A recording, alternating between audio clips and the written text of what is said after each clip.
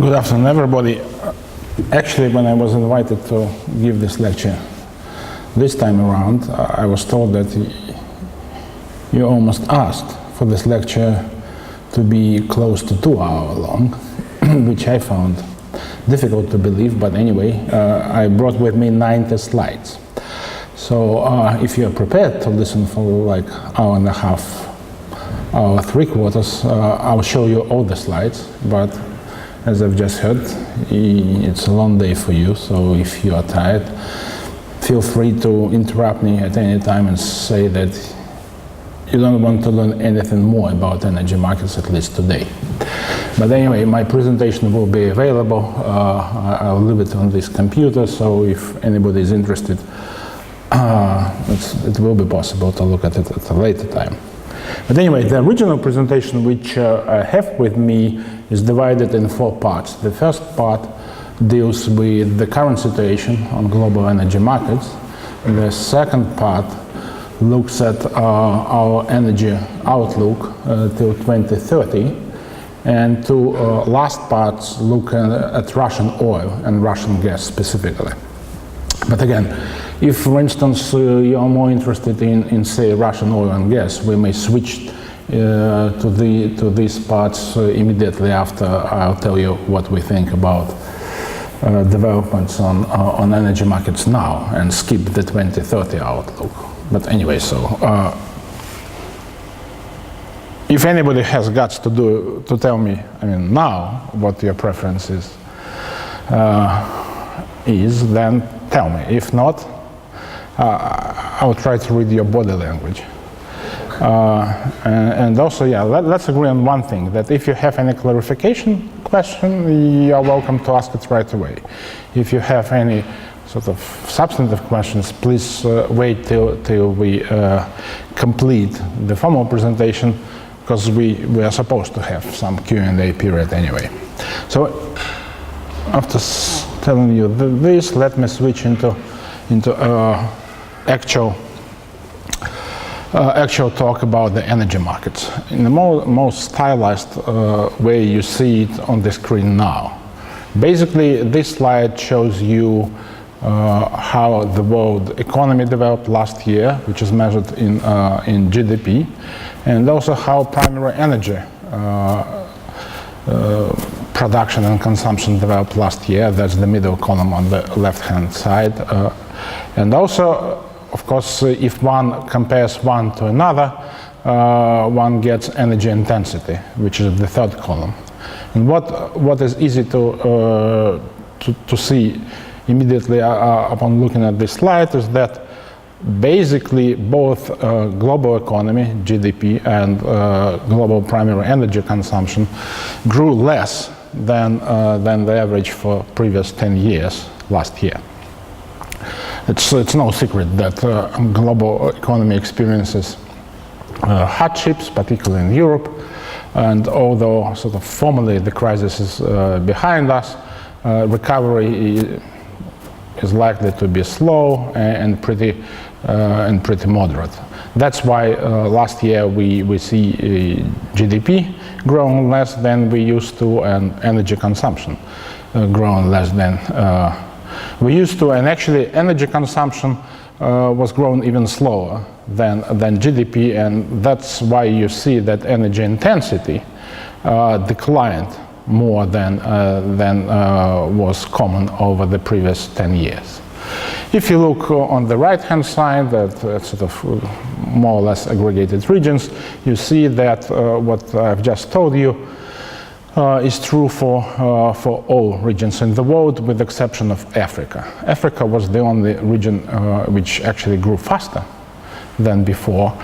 And perhaps it's something to bear in mind, because looking forward, I think we hear more and more about Africa, whether we speak about global economy or global energy. You know that in the last couple of decades, people have started to talk more about sort of Asian, Southeast Asian countries, and you see that I'll be speaking a lot about this region in my presentation. But again, I think Africa is something we need to watch. This slide shows you how global energy consumption looked if divided between two pretty artificial, on the one hand, aggregates, but basically still useful aggregates. That's OECD, the club of most developed nations in the world, and non-OECD, which comprises all other countries.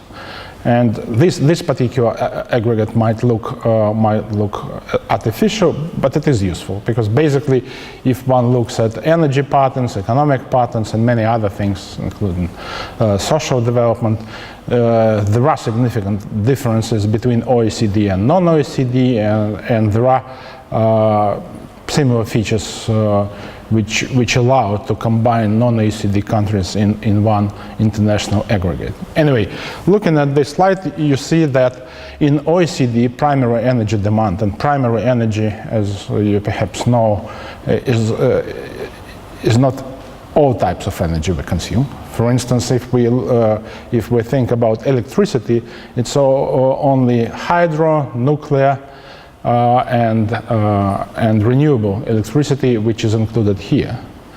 Primary energy is basically hydrocarbons, oil, gas, and coal, and those primary energy sources that the humankind uses to produce electricity. Anyway, so you see that in OECD, primary energy consumption had been going down over the last 5 years. I mean, with a small blip in 2010, but that was sort of immediately after crisis. Anyway, the trend goes down. But this was completely offset by tremendous growth in primary energy consumption in the sort of developing world, in the non-OECD. You may see how rapidly primary energy was grown in these nations. And that's why, in spite of this decline in primary energy consumption in OECD, total global primary energy consumption increased by 32% in the last decade. And that's one of the main reasons why you are perhaps familiar with the people thinking whether this globe will actually have sufficient natural resources and energy in particular to supply needs of the growing humankind. Again, if we get into our 2030 outlook, I'll tell you more about that, but primary reason of showing that is that you immediately see how different the world is. It's one energy consumption pattern in the developed world, and a pretty different energy consumption pattern in the rest of the world. On the right-hand side, you basically see what I've already said about these differences between non-OECD and OECD. What I can add is that last year, non-OECD contributed 98% to global energy growth. So basically, if one thinks about growing energy, it's almost entirely the story of the developing world. Coming back to this issue, whether planet Earth has sufficient resources, natural resources, to support this type of growth, we like to show oil and gas proved reserves. And as an example, that basically there is not much to worry about, at least for many years to come. Proved reserves, if you are familiar with this concept, is smaller than technologically recoverable reserves. It's just a fraction of all the reserves that we know about that can be produced at the current level of prices and with the sort of available technologies. So basically, these volumes the world can produce for sure. And even if you look at this dynamics, I mean both for oil reserves and gas reserves, you may notice that it continues to grow. Which means what? It means that every year the world is able to add at least as much to recoverable proved reserves of oil and gas as it produces. So in spite of this significant growth in energy consumption, we still have more resources. So we basically can support. I mean, we people living on this planet, we can support this growth for many years. I mean, we have enough oil and gas. So that's why we do not subscribe.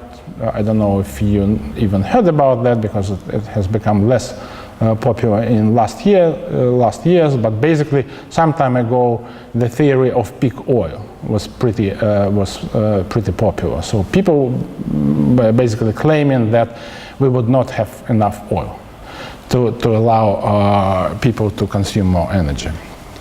We've never believed into that, and to our pleasant surprise, some of these sites have closed down by now, just because basically people lost interest in that, particularly after shale gas and tight oil revolution in the US, about which I'll be speaking in a moment. But anyway, so let me just pose that we think that the world has enough energy resources. If we look at energy prices, and again, that's not the last time I'll be showing you price dynamics in my presentation, you may see that during the last 20 years, prices have diverged. They started pretty close to each other, and if you look at the unit, that's a barrel of oil equivalent. So basically, all these primary energy resources, oil, gas, and coal, are measured at the same calorific value. So one can compare. It's not like comparing apple and oranges. And you see that prices started in more or less close range, and then oil price spiked. And actually, this is true even for the recent years. And gas has also become more expensive than coal. And again, I'll be speaking about this in more detail later in my presentation. But last year, again, price dynamics was pretty different for all hydrocarbon resources, and also for different regions of the world.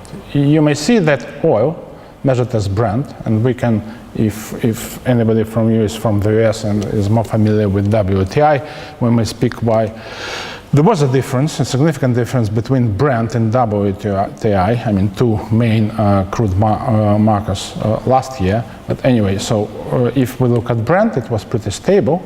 Gas price was not stable. It was growing very significantly in Asia, particularly in Japan, and it was sort of going down even more significantly in the US. Coal, as you may see, became cheaper last year by around 20%. And of course, these price developments have had their impact on energy markets, both short-term and long-term. If we look at long-term impact, on the left-hand side, you may see sort of shares of global primary energy resources in the sort of global energy mix. And what can be seen is that share of oil has been going down, and actually it has been going down for the last 13 years. Coal has been actually growing in recent years, and you may see that gas has enjoyed growth throughout this period of 40 years. If you look at the sort of bottom of the slide, you'll see contribution by hydro, nuclear, and renewables. And two things become immediately clear. First, there is no significant growth in hydro in terms of shares. I'll be speaking about hydro growth, but you see that basically it's a pretty stable share of global energy consumption. Share of nuclear had increased up to a point, and actually sort of became similar to the share of hydro, but in recent years, particularly after post-Fukushima, after Fukushima disaster, it has been going down. Renewables are growing. You may see this sort of with this line inching up in recent years. But basically, I mean, one thing to remember is that sort of share of renewables in total global energy mix is very small. It's, as you may see, it's basically close to zero. I'll be later showing you a slide which will show that basically last year renewables contributed 2.4% to global energy consumption. So it is true that we see tremendous growth in renewables, particularly in new renewables, wind, solar, biofuels. But it's pretty easy to see that it will take years and years for renewables to catch up with any other source of primary energy. That's just because they start from nothing. If you look at the right-hand side, again, you'll see this split between non-OECD and OECD, and you see how sort of energy consumption pattern differs. Non-OECD basically consumed more of everything, and coal was the most significant contributor to energy consumption in non-OECD. In OECD, in developed nations, only gas and renewables were growing, while oil, coal, and nuclear all declined. Coming back to oil prices, again, that's what interests most of politicians. I don't know if it interests students, but anyway, I'll mention it. Basically, as I said, last year prices were pretty stable, I mean, relative to the previous year. And before that, the world had lived through a period of rapid growth in oil price, primarily before the crisis of 2009. Before crisis of 2009, global oil prices had been growing for 7 years in a row. That was an absolute record growth, whether measured in nominal terms or in real terms, inflation adjusted. But anyway, so what is interesting is that prices have become much more stable. What is even more interesting, if one tries to think what happened last year, is why prices were still stable if global oil consumption was disbalanced last year. And that's what is shown on the right-hand side. You see that basically in 2011, there was sort of more or less balance between production and consumption. But last year, in 2012, there was significant growth in oil production. Basically, oil production increased by 1.9 million barrels per day, but growth in global oil consumption was much more modest, less than 1 million barrels per day, or more specifically 890,000 barrels per day. So any economist would immediately think that this should have caused some price reaction, and basically a natural thing to expect is that with this sort of disbalance, price should have gone down. But as I showed on the left-hand side, it didn't. And that's something I'll get back to later in my presentation. But before that, let me show you sort of actual things which occurred in the oil sector last year. On the left-hand side, you may see dynamics of oil production. And again, two countries were champions in the world, and that was US because of tight oil development, and Libya. In Libya, that was a one-off, just because there was basically a complete disaster happened in Libya year before because of the Libyan civil war. So Libyan oil sector was shut down, and last year it recovered, and that's why it looks like Libyan production experienced tremendous growth. But that was just basically a recovery to previous levels. Mature regions of the world, Norway, UK declined, Syria and Sudan declined because of political reasons, and again Iran declined also for political reasons because of sort of US sanctions. on this country oil exports. So they had to adjust their production level to what they were able to sell on international markets. Basically, an answer to the question why oil price didn't go down in spite of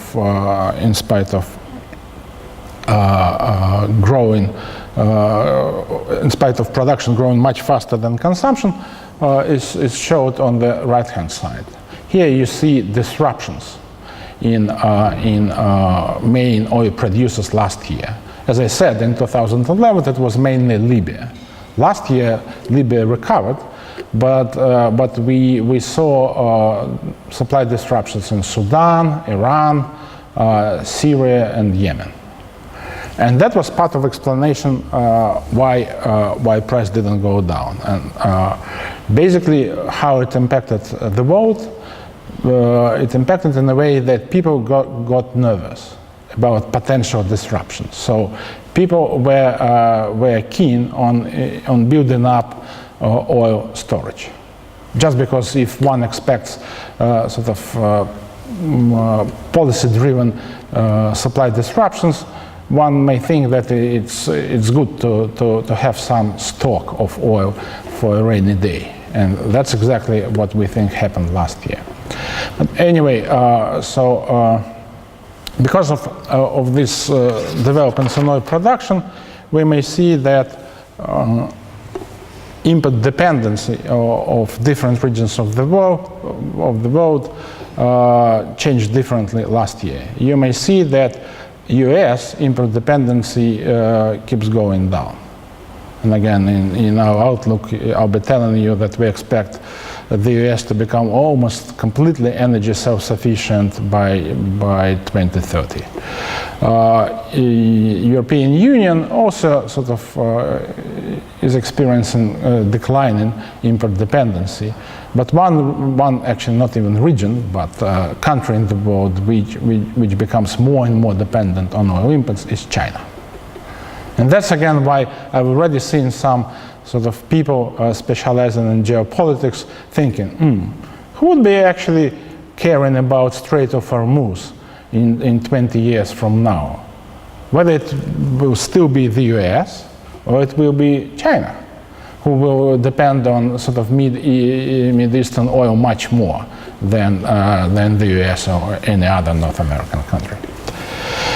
I'll skip, to save time, the right-hand side and go into oil consumption. As I said, in OECD, not just energy consumption, but also oil consumption had been declining. Basically, in the OECD, oil consumption declined by 1.3% last year and has been falling for 7 years by now. And actually, we think that it's already structural. We, as a company, think that OECD will never need more oil than it used to need. So we expect that all oil growth that we will see will come from the developing world. And if we think what countries this will be, of course, you see China, where oil consumption grows very fast. And not just because the economy is growing fast, but also because incomes are growing fast. And that's a country where car ownership is far from saturating. So basically, people buying more and more cars, and that's what drives gasoline and hence oil consumption in China. In Japan, that's the only OECD country where oil consumption grew last year.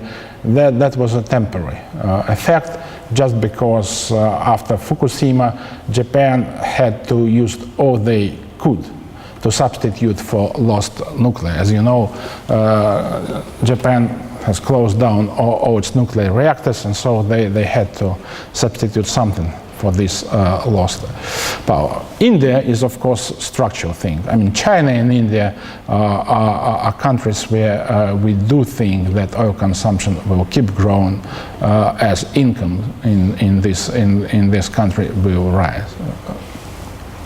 But interestingly, in both Saudi Arabia and Iran, oil consumption growth was also significant. And that's also an interesting economic phenomenon, because basically why oil consumption grows there is because oil is subsidized, oil price is subsidized in these countries.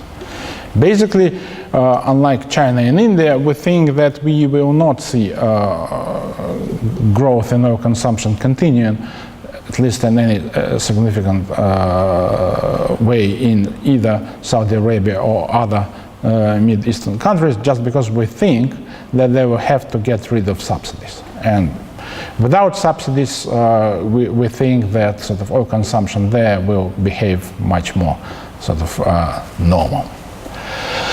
Again, on the right-hand side, you see oil consumption growth divided into middle distillates, that basically diesel and gasoline, and of course you see that in OECD both diesel and gasoline consumption went down last year, and in non-OECD it went up, almost at a sort of average level for middle distillates and more than average for gasoline. And again, our explanation is that even though economic growth in China, for instance, has been sort of decelerating recently, car purchases, basically new vehicle registration, has not been slowing down.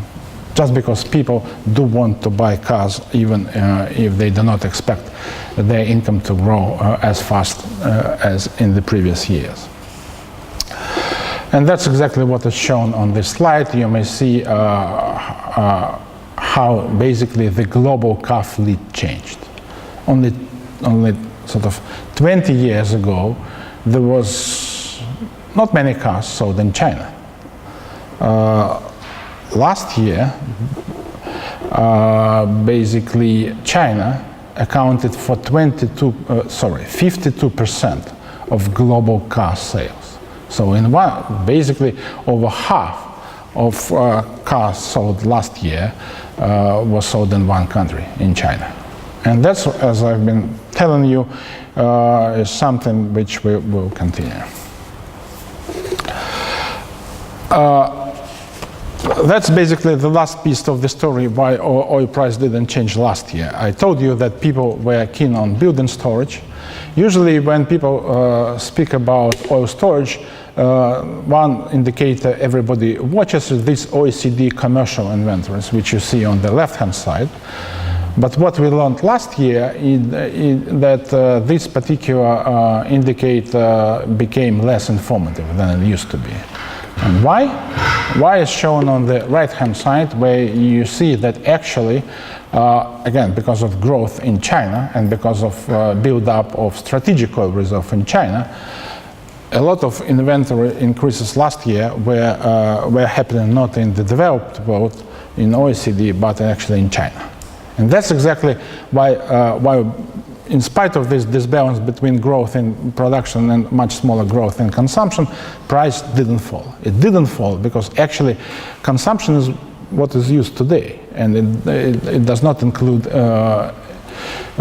stock increases. And that's exactly what happened last year. Because of geopolitical tensions and expectations of possible supply disruptions, everybody was building up stock, and China was one of them. And actually China at one period sort of decided to use part of Iranian oil, so it basically purchased a lot of this oil and filled up its strategic storage. But anyway, so that's what happened. That basically completes my story about oil markets last year. And if nobody has any questions about oil markets last year, I'll switch to natural gas markets. Okay. Okay, sure. The graphs you showed before showing the decrease in oil consumption, the percentages is based to expected consumption? Which decrease are you talking about? If you show this graph. Which one? The 9-1 background. There's always an increase even in this 2012 column. You mean here?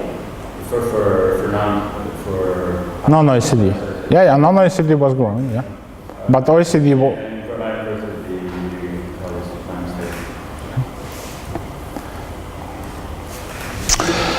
Okay, refining margins, I guess I'll skip because it's pretty technical, and let me switch to global natural gas balance.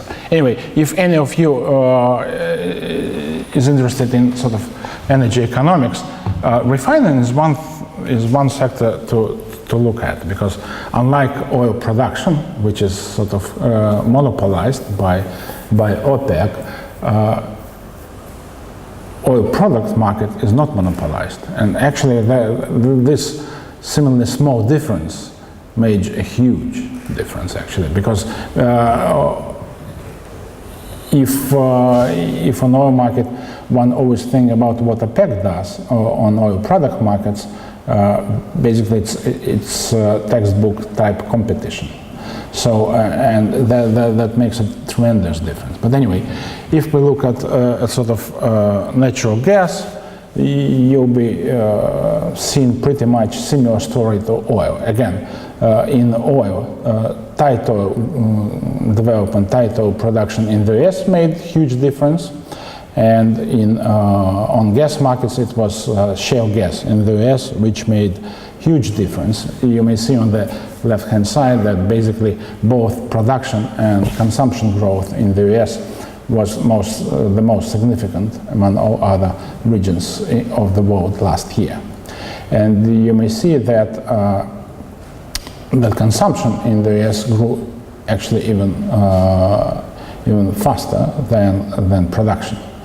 And why it was like that is showed on the right-hand side, where you see that basically American gas prices, US Henry Hub prices, were the lowest in the world.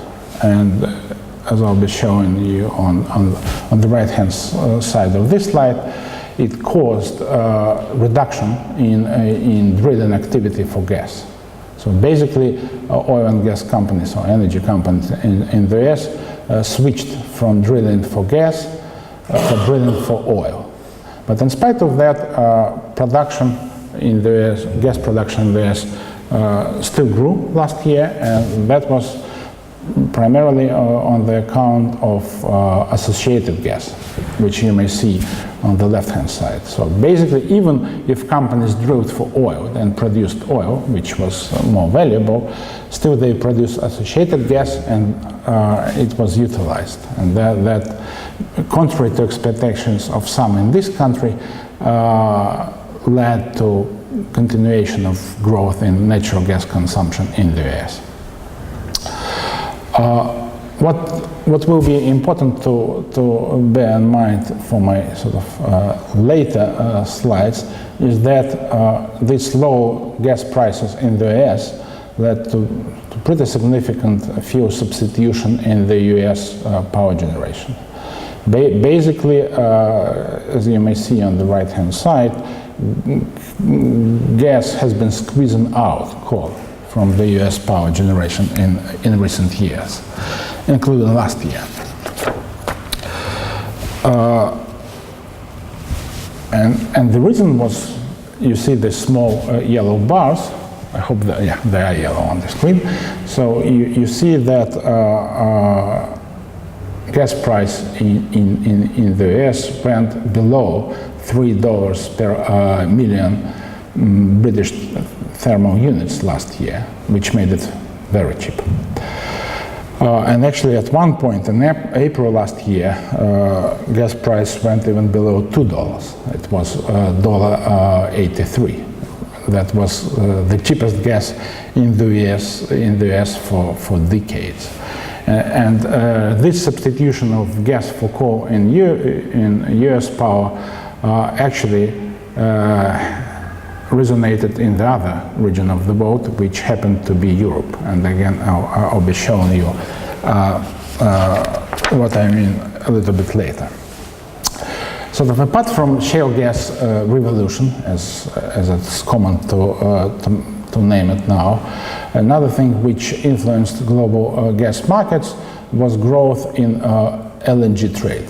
LNG, liquefied natural gas, made it possible to deliver gas to much more distant regions than gas supplied via a pipeline. And one cannot say that there is already a global market in gas.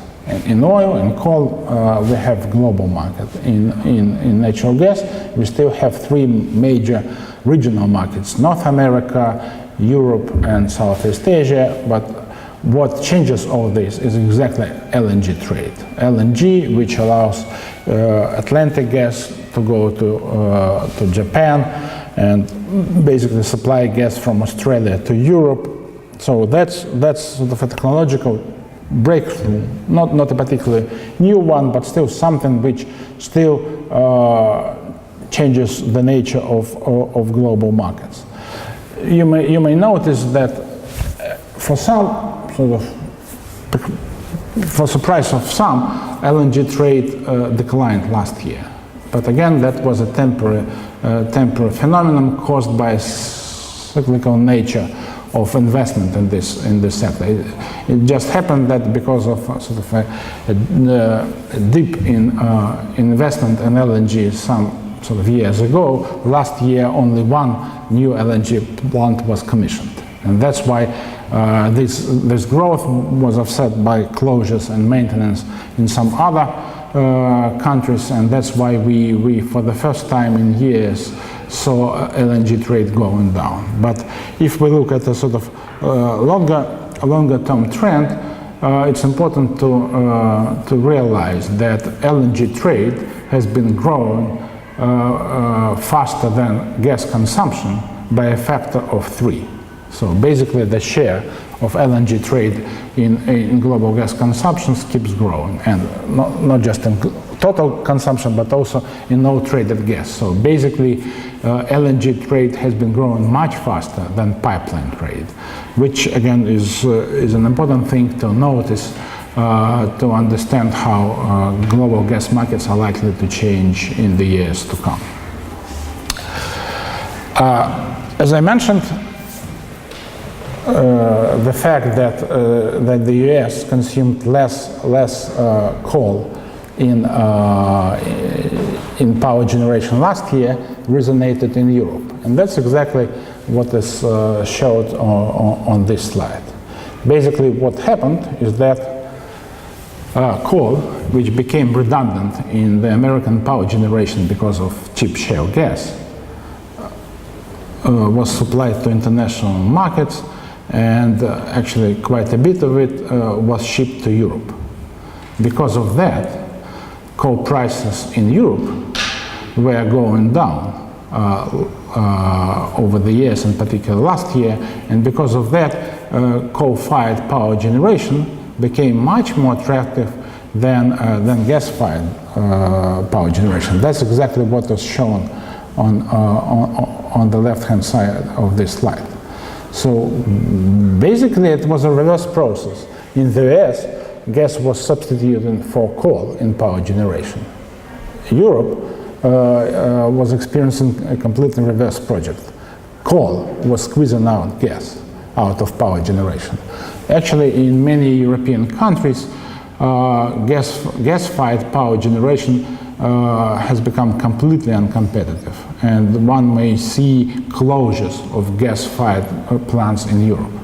And why it is particularly sort of noteworthy is because the European Union has a sort of a pretty well-developed climate policy. That's a policy which targets reduction of carbon emission. And at the same time, as you may see, coal consumption in the European Union is growing, while gas consumption is going down. And that's an interesting phenomenon, and I'll talk about it in more detail in a second. But basically, let me just show to you what happened. Last year, the inputs of American coal increased by 30% in the European Union. Actually, Russia also increased coal flows to European Union by 14%. And in gas, you may see that basically some suppliers were able to increase their shipments to Europe, while others, including Russia, were experiencing difficulties. And why it was so was because basically Norway almost completely switched to spot pricing of gas. But Russian gas was and still is sold in Europe at all indexed contract prices. And the difference is, of course, that oil price is still high. So while spot prices in Europe, as you may see, oh, it's not here. Oh, okay, I'll show you later. Has been sort of not grown very fast. Oil price and oil indexed gas price was growing very fast. Okay, last piece about last year, actually almost last piece, is coal consumption. Apart from what I've just told you about sort of gas coal substitution and competition in the US in Europe, of course, China is the country which immediately comes to mind when one looks at coal. Last year, China for the first time ever consumed over 50% of global coal. So basically one country consumes over half of coal. And I mean, to put it in perspective, if we look at sort of growth of global primary energy over the last decade, so all types of energy, one fuel in one country, which is coal in China, contributed 1/3. So basically, all growth in total energy is sort of to 33% explained by growth in coal consumption in China. On the right-hand side, yeah, there's nothing important. You may see that, yeah, of course, India is continuing to increase coal consumption, and that's because of the same reasons as in China. These are poor but rapidly growing nations, and they do need more energy. And one thing perhaps to mention about India is that similarly to Europe, coal was substituting for gas in this country, but not because of the reasons like in Europe, but also because of price, because of regulated price. Regulated price in India made selling gas just unprofitable. So companies were not eager to increase gas production in India, so basically this country needed more energy, just looked at coal to substitute for gas that was not produced. Hydro, nuclear and renewables, again, not much to add to what I've already said. Nuclear had been going down, renewables up. But basically, it's a story of, in hydro, it's actually a story of China, again, similar to coal. Basically, all the net increase in hydro generation last year happened in China for two reasons. First, because of tremendous growth in hydro energy capacity in China. Just because they have a plan on build all these dams and hydro power generation plants. So last year they increased hydro capacity by 23%. That's quite a lot for just 1 year. And if we look at the last decade, China had contributed over half of global increment and hydropower capacity. So again, I mean, hydropower is China, plus this country was blessed with good precipitation last year, so basically they not only had a lot of capacity, but also had a lot of opportunity to use it. Renewables, as I said, again, were grown fast, but not enough to catch up with the rest of the fuels. One thing perhaps to mention about nuclear is that while it was going down in Japan, which was of course the main factor in this decline. Last year, nuclear power generation declined by close to 7%, and 82% of this decline was accounted for by Japan. But what is important to remember, I think, is that in some countries, for instance in China and Russia, nuclear power generation was actually grown. It grew by 2.7% in Russia last year, and nuclear power generation increased by 12.5% in China last year. So it's not a universal trend of declining nuclear generation. It's basically Japan and some other countries like Germany that want to reduce their dependence on nuclear energy. Other countries of the world basically don't have much option. For instance, in China, without nuclear, they would not be able to satisfy their energy needs. That's why, again, when I switch to the energy outlook, I'll show you that we do expect growth in nuclear energy. Renewables and power generation have become sort of visible in some corners of the world, particularly in the US and in the rest of the OECD, but in the non-OECD and particularly in sort of most undeveloped countries, of course, development of renewables is not very significant, and the reason is pretty clear. So far, most of renewables are not commercial. It's only in very few examples in solar and wind, it's possible to produce electricity using either wind or solar without subsidies. In most of the countries, it's still subsidized, and without this, basically, investment into renewables just do not happen. And of course, in the developing world, it's much more difficult to subsidize. That's why only in some sort of relatively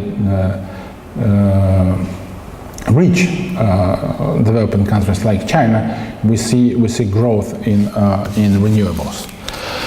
Anyway, so last year, if we look at sort of share of renewables in power generation and absolute amount, the US was number one. Number one was actually China, which overtook Germany last year, and Germany slipped to the third place. But as I've mentioned before, again, with all this growth, it was still just 2.4% of global energy consumption last year, which again, as I said, shows that even with all this tremendous growth, it will be a long time before we see renewables as the main source of energy.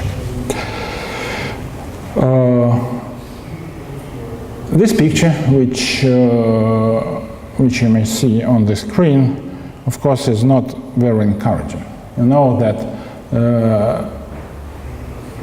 it's been sort of concluded by scientists that unless we limit carbon emissions, we will see pretty dramatic changes in global climate. And in spite of that, you may see that global emissions are not declining. Actually, they're going up. And of course, if you look at the right-hand side, you see that, yeah, in some countries, they go down, like US or European countries. But basically, in the sort of rapidly catching up countries, particularly China, India, emissions are on the rise. And that's a pretty dire picture, and again, I will be talking about it, showing you our outlook. Last thing to show about the last year was actually this decline in carbon emission in US and EU. And you may see that, interestingly enough, carbon emissions declined much more significantly in the US than in the EU. And as I mentioned, that is sort of surprising because US so far does not have any sort of formulated climate policy, but the EU does. So why was it so? Why basically EU was unable to reduce carbon emission as much as the US? Because of market reasons and because of, we think, inadequately coordinated policies and policy interventions. So what basically happened in the US was very simple. Gas substituted for coal in power generation, and that alone was the main driver of reduction in carbon emission, just because gas emits twice smaller amount of carbon emissions relative to coal. In the EU, as I said, the opposite happened. Coal substituted for gas. And with all the European Union efforts to increase renewables, to actually to have carbon price. Perhaps you know that there is no carbon price in the US, but there is carbon price in the European Union. So any producer who is likely to emit carbon, CO2, is supposed to buy a quota, a certificate for a quota to emit. So there is a European trading system, and basically the price of carbon in Europe was supposed to close this gap. So yeah, even if gas is more expensive than coal, basically this carbon price was supposed to offset this. So basically it should be neutral to produce electricity either with burning coal or gas, or even more preferably, coal production should be even more expensive than producing electricity with gas. But actually, what happened in Europe is that carbon price last year declined to a record low level. It was below 8 euro per ton. And our calculations show that it should have been in the range of 40-45 euro per ton to close that gap between gas and coal prices. But this didn't happen. Why it didn't happen? Why carbon price fell? It fell basically because when European Union established targets for an increase in share of renewables in power, they didn't think that this would affect carbon price. And because carbon trading system had been developed much earlier. So when original quotas for emitting carbon were distributed, nobody thought that renewables would grow. And actually, as I said, renewables were grown because of a lot of subsidies in the European Union. And because there was more availability of carbon quotas on the market, price went down. So basically what happened, that European Union established this system of carbon price, but carbon price collapsed because the European Union established renewables targets and what's subsidizing renewables. And because of that, basically, yeah, renewables were grown in European Union faster than in other regions, but on the other hand, gas was squeezed out by coal, and as a result, basically they could have had much more reduction in carbon emission than they actually had. So basically we see it as a contradiction in policies leading to a pretty unpleasant result. Okay, now I'm switching to our outlook, and sort of I am straight away coming back to a question of how much energy the world will need.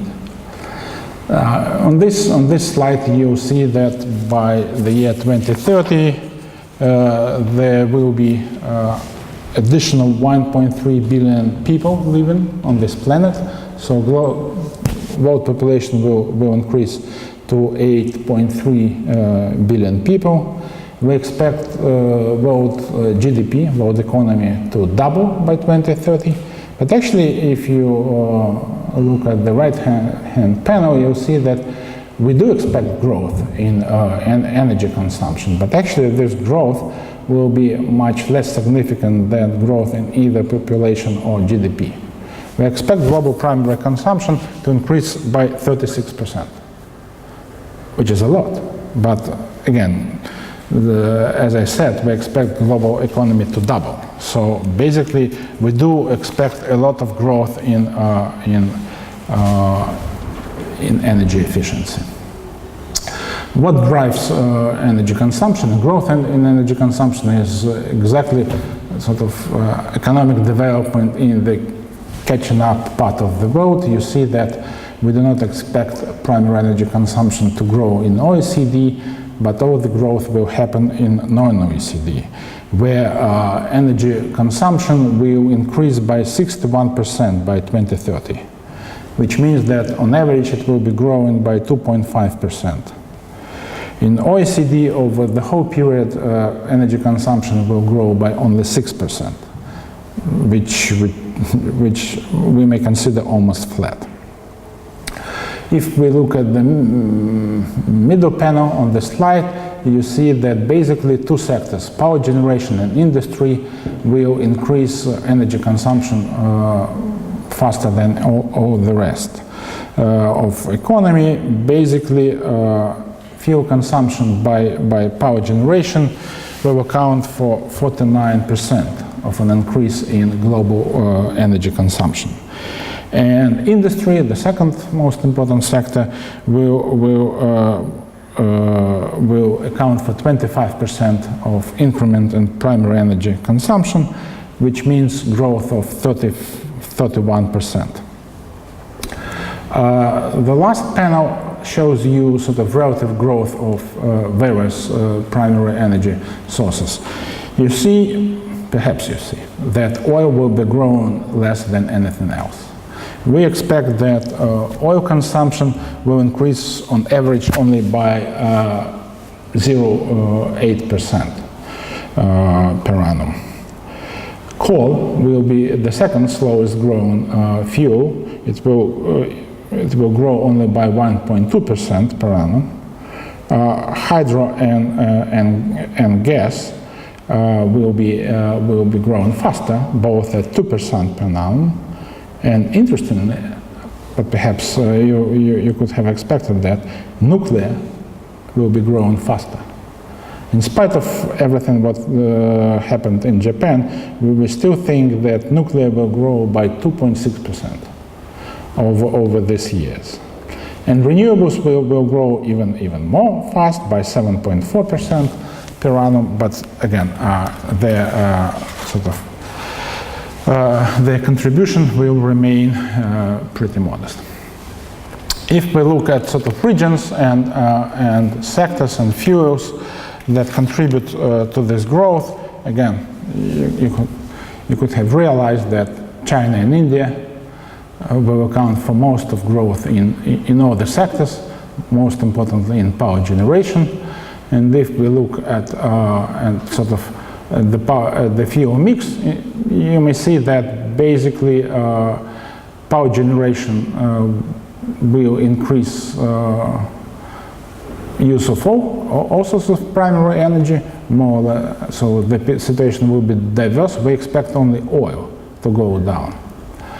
And industry will be the second most important sector where we will see growth in primary energy consumption. What is important to realize is that the developing world contributes not only most of energy consumption growth, it also accounts for most of energy production growth, and that's exactly what shows on this slide. Basically, on our count, non-OECD nations will contribute 78% of global energy production throughout this period. So, which basically says that they're conscious about the need to supply energy that they will need themselves. Again, that's a familiar slide. You've seen it before, but in my previous slide it was sort of going only to 2012. Now you may see it going to 2030. So, which basically shows you that we expect shares of oil, coal, and gas to converge by 2030. Again, it's not sort of something that we invented. It just came out from our forecast. And you may see a similar conversion of hydro, nuclear, and renewables at much lower levels. So we think that by 2030, oil, coal, and gas will contribute each around 26-28% of global energy. And hydro, nuclear, and renewables, again, will contribute around 6-7% each. And on the right-hand side, you see our explanation of this. You see that oil is going down because of price for oil being higher than for other hydrocarbon resources. And in terms of, given that at least some of you are economists, in terms of economic theory, it basically means that because of high oil prices, oil price elasticity has become very low, which means that basically consumption of oil does not decline if oil price grow very much, but on the other hand, it said that if you need to put, so if you have redundant oil on the market to absorb this oil price has to go down very much. Or in other words, basically oil has become a very specialized commodity. It has already been squeezed out of all the sectors where it can be substituted for by other sources of energy, coal, gas, what have you. So basically that's why we think that oil contribution to global energy will keep going down, and that's why basically we think that the world will never run out of oil. It will just at one point will not need this oil. And that's basically our main difference with the proponents of peak oil theory. We think that oil is just an economic category. It is sort of convenient to use now, but we can easily see when oil will not be needed in any significant quantity. And by that time, this planet is likely to still have a lot of reserves of oil. So we think that, again, we will never run out of oil. If we look at energy intensity, I told you that we expect global economy to double, but energy consumption to grow only by 36%. Why we expect that is shown on this slide. Basically, a pattern which we observe in all the countries of the world is shown on the left-hand panel.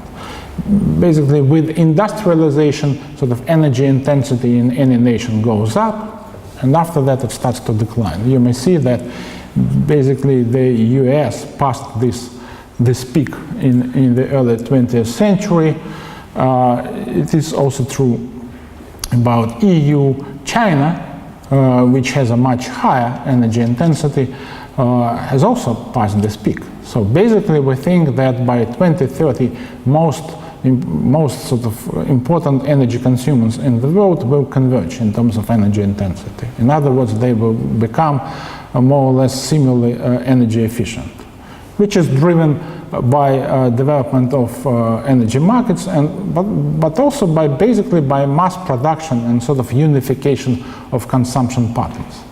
Again, by now, fridges, cars, or other sort of energy consuming appliances are more or less similar in all countries of the world, which was not the fact, I mean, in the past. And that's exactly why sort of energy intensity or energy efficiency becomes more or more similar. You may see on the right-hand slide that that's exactly what gives sort of hope for this world. Basically, it says that we will need to grow energy production and energy consumption much more slow than we will be able to grow our economy. So basically global income, which is good, which means that this world will be able to grow economy faster with energy consumption growing much less fast. On this picture, you may see contribution of various regions to global consumption, energy consumption in 2030. On the right-hand side, you see contribution of various primary energy resources to global production in 2030. And I guess the most important, or actually interesting thing, is that if you look at this part of the column for oil, which is called tight, or this column, which is called shale, only about 3-5 years ago, they were not there. I mean, all this was made possible only by the technological revolution in the US. So basically, in a similar forecast prepared 3 years ago, we would have to think what are the resources the world would need to supply this volume of energy. By now, basically, we are more confident that basically tight oil and shale gas will allow to supply this energy. Here you see our expectations for liquid fuels. Again, as I said, we expect oil share of primary energy to continue going down. Basically, it will go to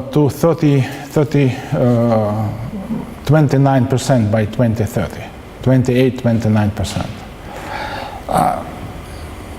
What is important to watch is what will happen to this oil cost as percent of GDP. So basically, what prices for oil we are likely to see over the next close to 2 decades. And I'll be speaking about this in a moment. On the right-hand side, you see what I've told you about sort of oil becoming a specialized fuel. You may see that it dominates only in one sector, in transportation. Again, because of just lack of technologies to substitute for oil products for gasoline and diesel in transportation. But by 2030, you may see that we expect a decline in the share of oil in transportation from 94% now to 89% by 2030. So of course the question is what will supply remaining 11%. And on our count, electrical vehicles, and you perhaps know that this is a sort of a popular theme, we think that electrical vehicles, electricity will still be able to supply only 1% of energy consumed in transportation. And basically biofuels and natural gas will supply 5% each. So in other words, we think that biofuel and natural gas will have a much more important contribution to energy use in transport than electricity. If you look at other sectors, you see that in power generation, oil use has already sort of gone almost to zero, and we do expect it to go to basically 1% by 2030. And the similar pattern you may observe in industry and other sectors. On the left-hand side, you see an illustration of what I've just told you, and that's you may see that natural gas and biofuels will contribute more than electricity in 2030. Skip that one. An interesting thing to notice on this slide is that you will see that contribution of specific regions to growth in oil production changes between the decade. You may see that this particular region of the world, former Soviet Union, was an important contributor over the period of 2000 to 2010, but looking forward, we do not expect these particular countries to contribute much to global growth. Actually, during the coming decade, you may see that we expect Americas, particularly the US, to contribute the bulk of oil production, And in the following decade, between 2020 and 2030, we expect Middle East, basically OPEC countries, to resume their important contribution to global production growth. As you may see, this decade, I mean until 2020, we do not expect any contribution of the Middle East to oil production. And actually on the right-hand side, you may see that we expect already next year Americas to surpass level of oil production in the Middle East. So up to 2030, you may see that we expect more oil coming from the Americas than from the Middle East. And actually that's a pretty dramatic change on the oil markets. And as I've mentioned several times, it was made possible by growth of tight oil in the US. That's what is shown on the right-hand side of this slide.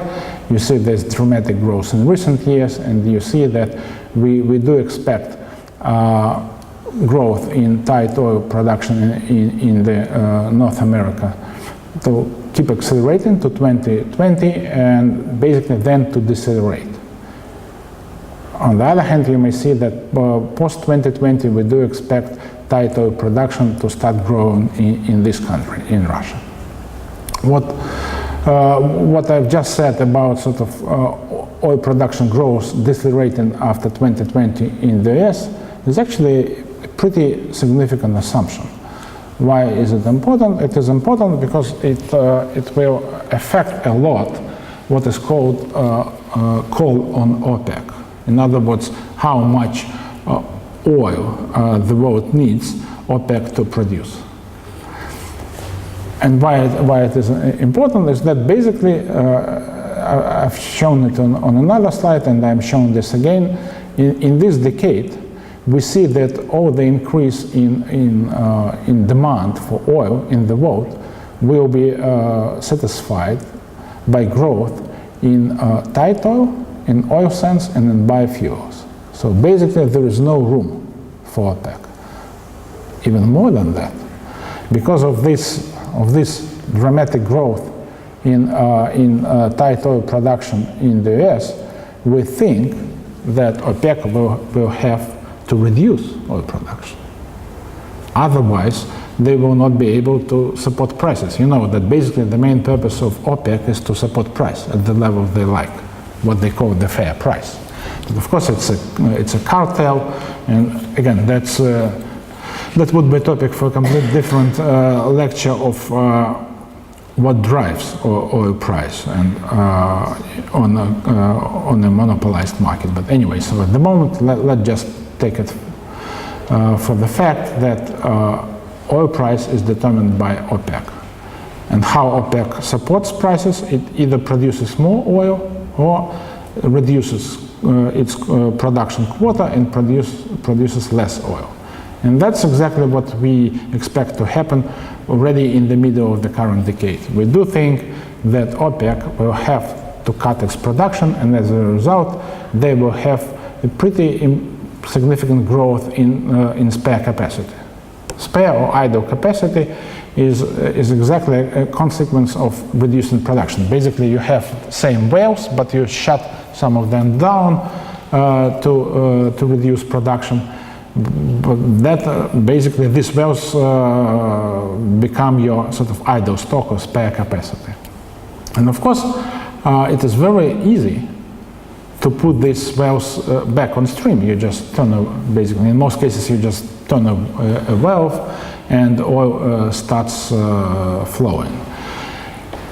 And that's why this situation is a pretty unstable one. On the one hand, we say that OPEC will have to cut production. On the other hand, a lot of OPEC countries will have spare capacity.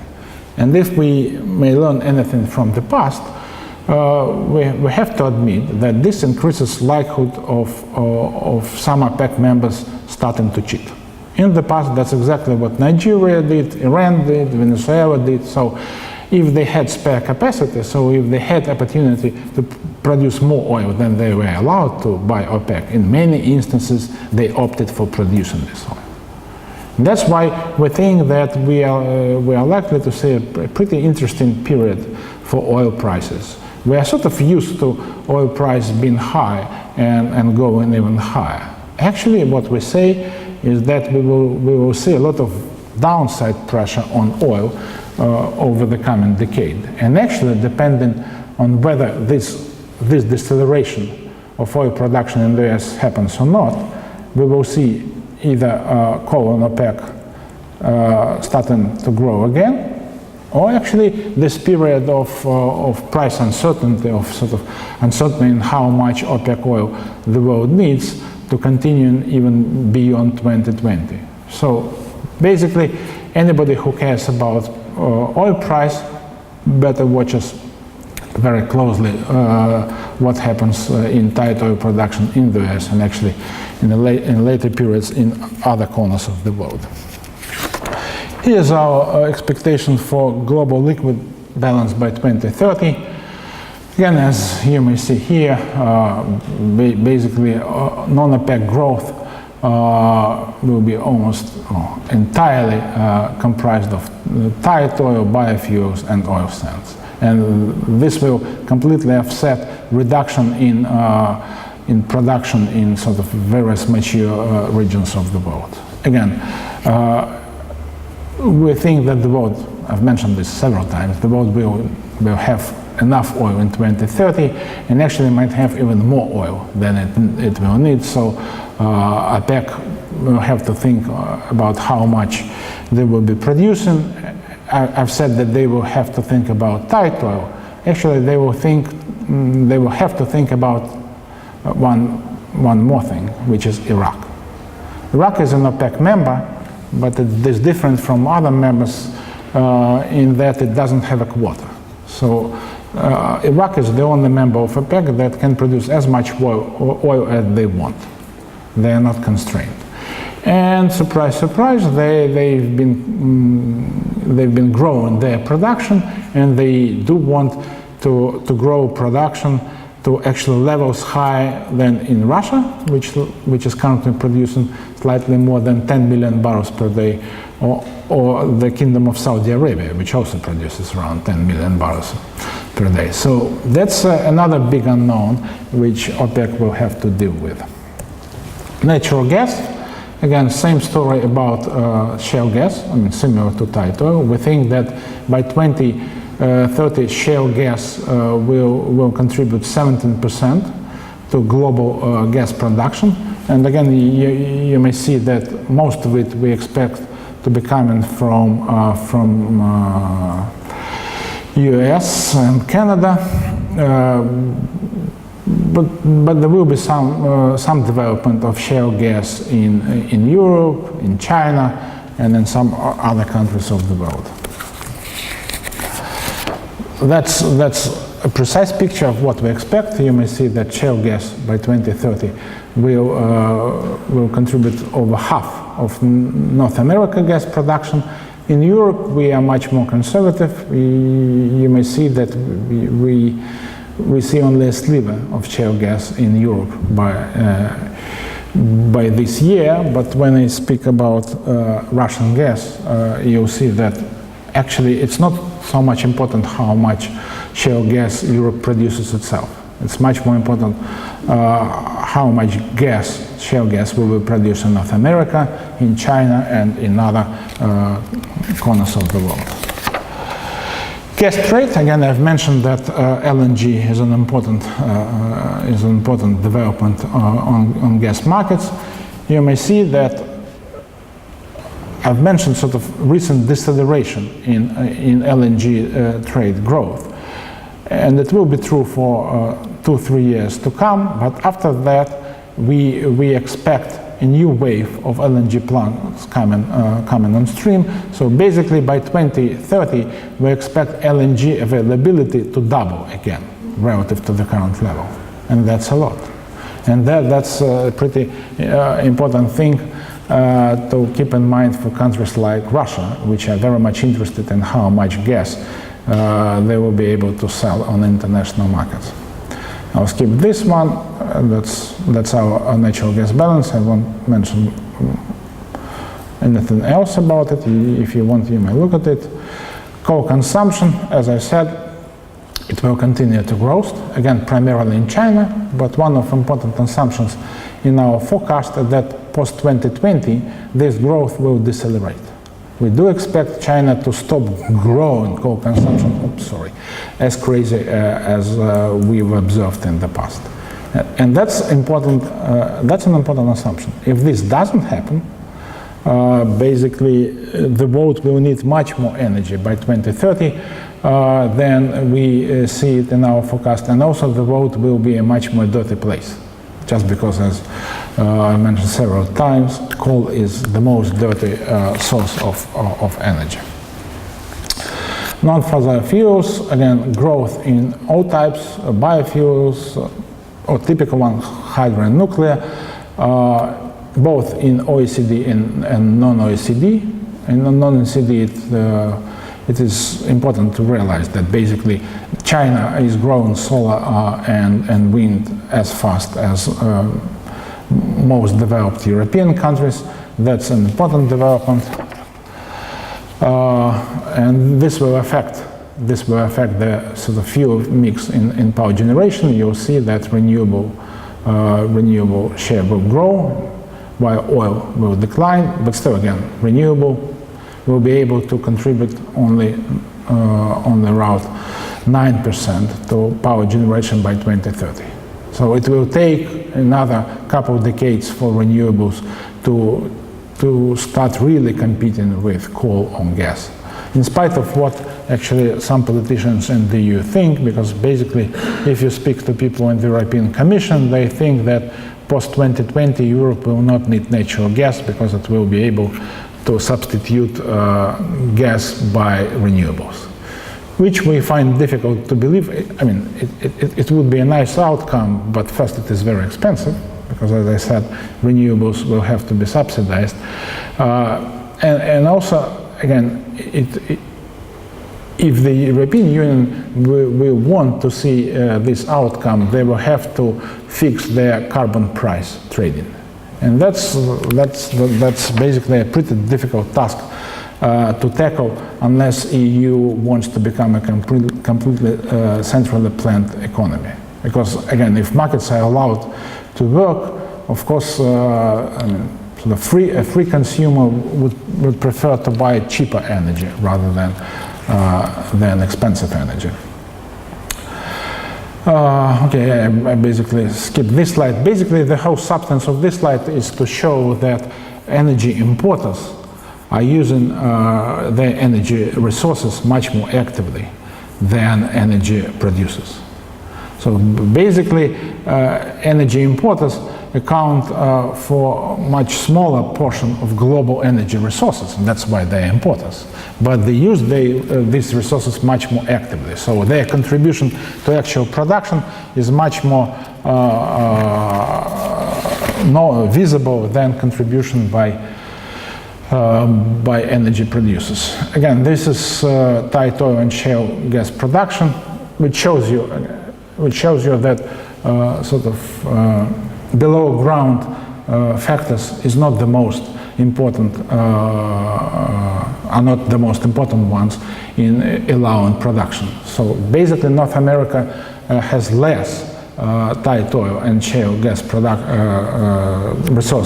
reserves than Asia Pacific, but it is the sole producer of these resources now, and we expect North America to remain the biggest producer of tight oil and shale gas in 2030.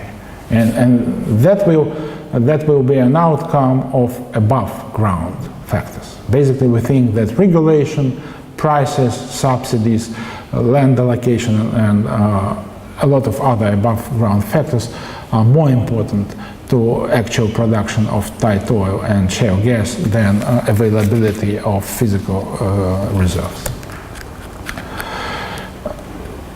This is just an illustration of of how different production of tight oil is from conventional oil. Let's start from the right-hand side. It basically compares number of wells drilled on just one tight oil field in the US, Bakken, with number of wells drilled in countries like Canada and Colombia. And you may see that on one field, more wells were drilled last year than in the whole of Canada or Colombia. And that allowed to grow production on Bakken by a factor of 10 over the last 5 years. And basically by now, Bakken produces almost as much as the whole country of Colombia. But of course, this volume of drilling requires that countries have sufficient rig fleet. So basically they have rigs to drill these wells. And that's why we basically think that only 3 countries in the world, basically US, China, and Russia, have sufficient rig fleets to tackle tight oil production in earnest. The rest will have first to grow their rig fleet, and only then will be able to drill for tight oil and shale gas. Okay, I guess I'll skip this energy imbalance thing and this forecast. Yeah, here is just last point to mention about carbon emissions. Unfortunately, as you may see on the left-hand side, we do not see the world becoming a sustainable place by 2030. Basically, if you recall this 450 pattern developed by the UN experts, their report says that carbon emissions should go down there. And we see that there is a sort of growing gap between primary energy consumption and emissions. So basically the world becomes not only more energy efficient, it becomes more efficient in terms of emitting less CO2. But still, we don't see energy consumption going down or becoming as efficient in terms of CO2 emission to allow sort of avoiding climate change, which is forecasted by the UN Commission. Okay, as I promised to speak about an hour and a half. That's already done. So I have like 15 minutes for Russian oil and Russian gas. Okay, let's quickly let me quickly scroll through Russian slides. This slide shows you sort of volume of drilling and oil production in Russia.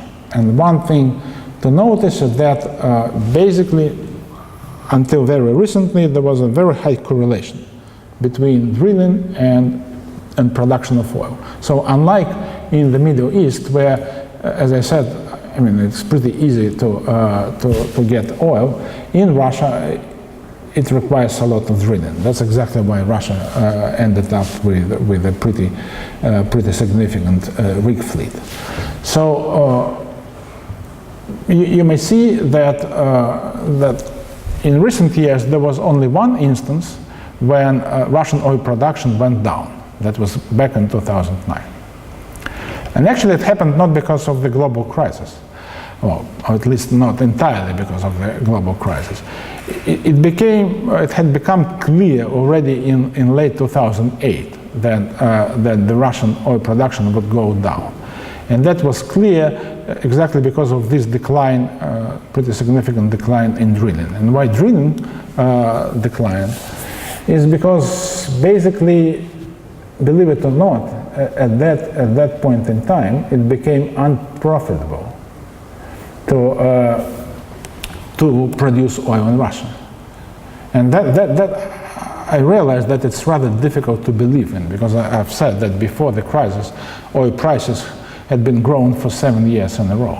But basically, this simple slide, which you see on the screen, explains what happened in 2009. What this slide shows is sort of the dynamics of nominal Russian export price, euros in the Mediterranean.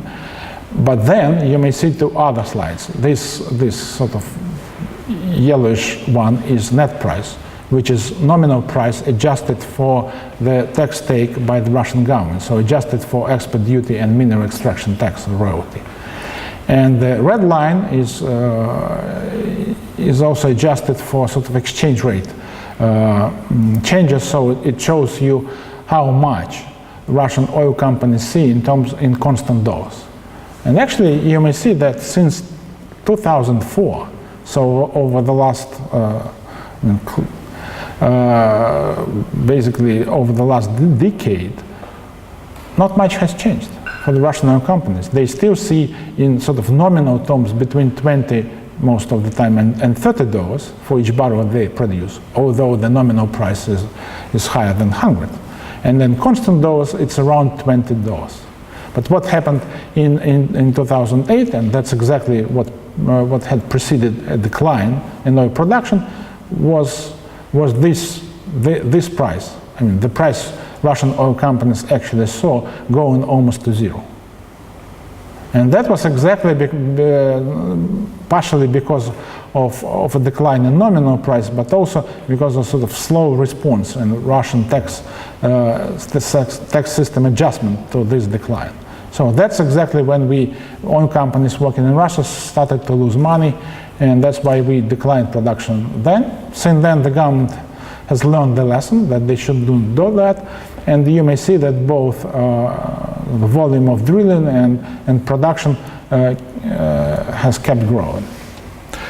That's actually the slide which shows you why the government is pretty sensitive to how oil production feels. Basically, in recent years, oil and gas production had been contributing 50% of federal budget revenues. And on the one hand, it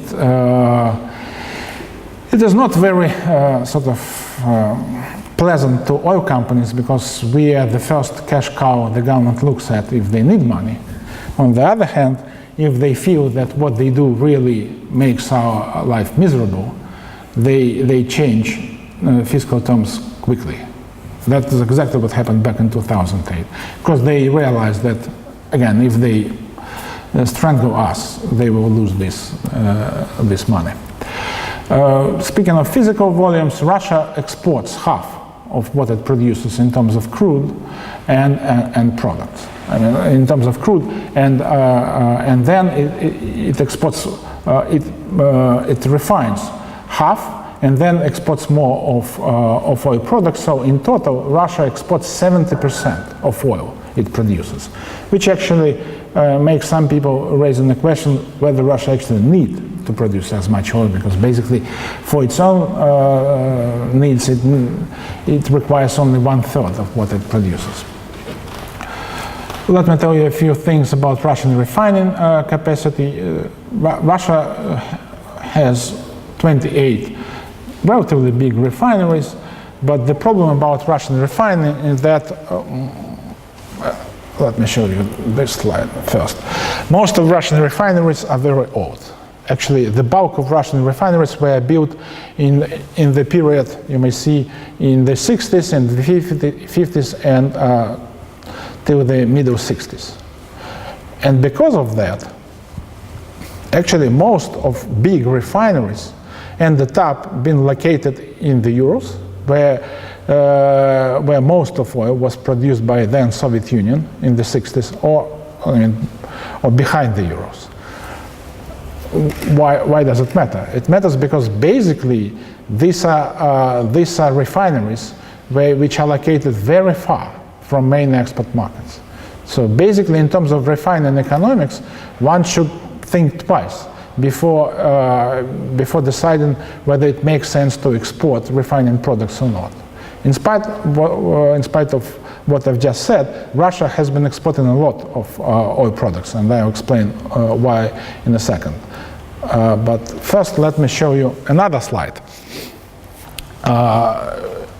There is a Nelson index. That's an international index which measures sort of complexity of a refinery. Basically, a Nelson index of 1 is considered to be a teapot, or like we in Russia used to say, it's a samovar. Basically, it's nothing. And you may see that there are refineries in Russia with the Nelson index close to 1. And the problem is that the average Nelson index for Russia is just 4.4, while the average international one is 6.7, which tells you that Russian refineries are old and pretty primitive ones. But basically, in spite of that, Russia has been exporting a lot of products. You may see that Russia has been exported over 50% of diesel it produces, and it exported 70 to 80% of mazout. Let me also, I don't know how many of you know what mazout is. Russian people should know. If English-speaking people go and look into the Webster dictionary, they would find out that there it is said that that's a word of Russian origin. So to me it's similar to vodka and Sputnik. And it has some validity, although to be absolutely accurate, that's a Turkish word, not a Russian one. But anyway, apparently it was imported into English from Russian. And basically mazout is usually translated into English as residual fuel oil, which is absolutely incorrect, because mazout is much better than residual fuel oil. Actually what happens is that European refineries which get this Russian mazout use it as feedstock. So basically they crack it further and get diesel, gasoline and what have you from it, and only residue becomes a residual fuel oil, which basically sort of doesn't make any economic sense. So one would wonder, why would Russia export mazout to other countries and basically would transfer value added to other countries? Well, surprise, surprise, it didn't make any sense, but it took government quite a few years to realize that.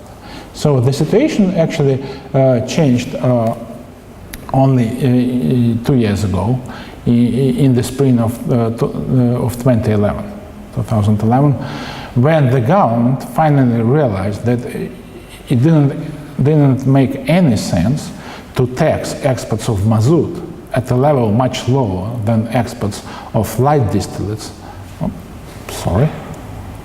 or crude oil. Because before that, the government established a sort of a tax system which discriminated against exports of crude, discriminated against exports of light distillates and middle distillates, but was basically supporting exports of mazout.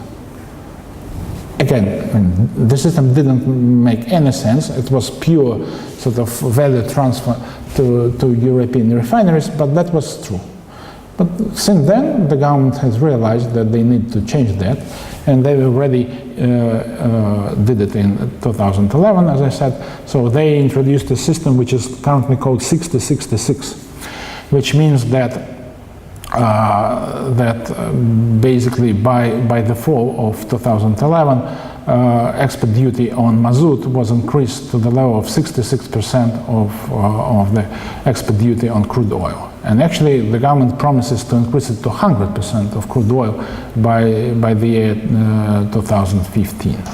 So that's basically a major change in the Russian oil scene. And basically it will affect development of the Russian downstream and upstream similarly. One may speak about sort of various benefits the government has been developing recently for tackling Arctic oil or unconventional oil. Again, given that I don't have time, I will leave it to questions if you have any on that. Okay, let's turn to Russian gas, which will be the last piece. On this slide, you may see sort of the dynamics, both the historical and the future one, of Russian gas consumption and production.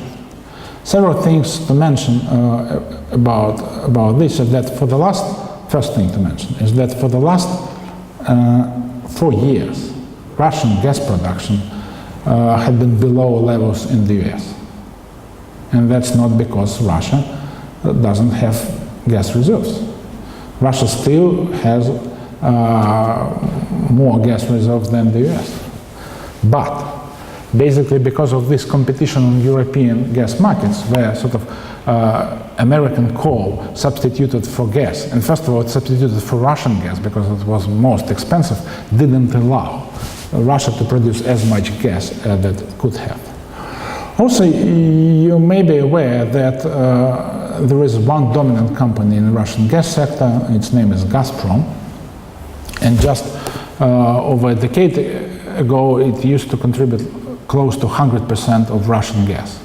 But you may see that over recent years independent gas producers, and by this in Russia we mean either independent gas producers like Novatek or oil companies like Rosneft, Lukoil, that produce gas too.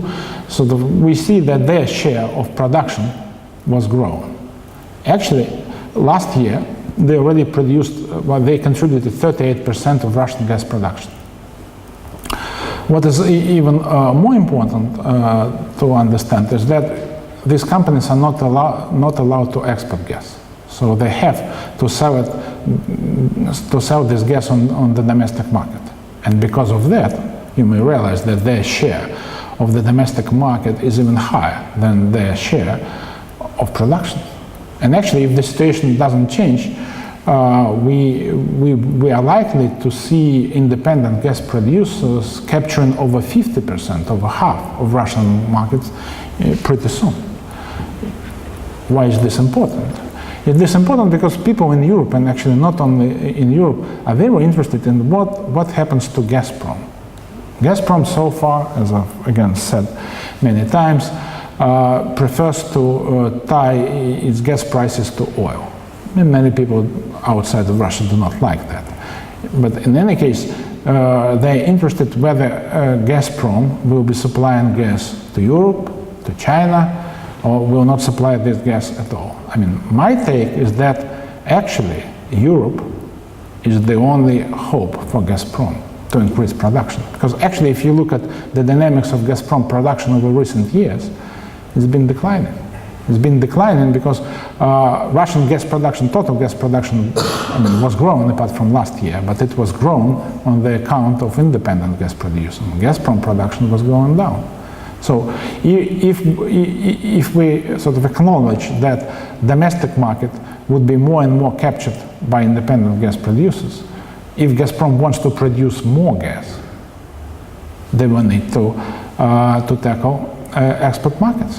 And in export markets, there is one in Europe and there is one in China. But in China, there will be, pretty limited potential for growing export flows from Russia, just in northeastern part of the country. Again, lacking time, I won't go into detail, but let's just say that Europe will remain very important to Gazprom. And Gazprom, as far as I'm concerned, will be changing pretty fast. Otherwise, it will just disappear because it won't be able, and I'll be showing you in a second why,